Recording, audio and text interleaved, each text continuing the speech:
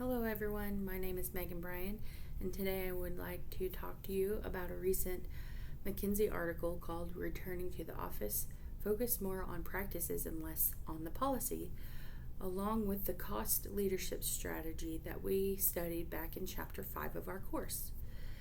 McKinsey examined how many companies are bringing employees back to the office after years of remote and hybrid work.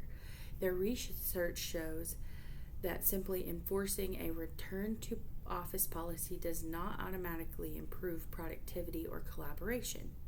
Instead, they have identified 5 practices, which are collaboration, connectivity, innovation, mentorship, and skill development as the real drivers of performance.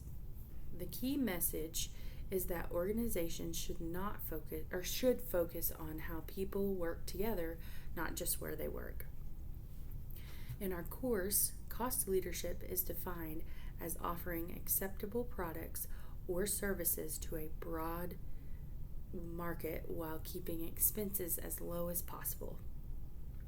Companies that pursue this strategy depend on efficiency, economies of scale, and tight control of overhead to stay profitable even when prices are low.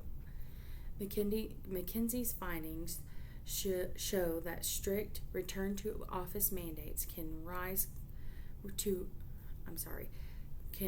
costs for space, utilities, and commuting without delivering the productivity gains that cost leaders need.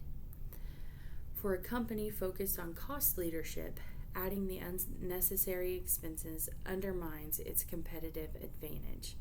Instead of paying for more office time, leaders should invest in the practices McKinsey highlights, such as strong collaboration, mentoring, and skill building.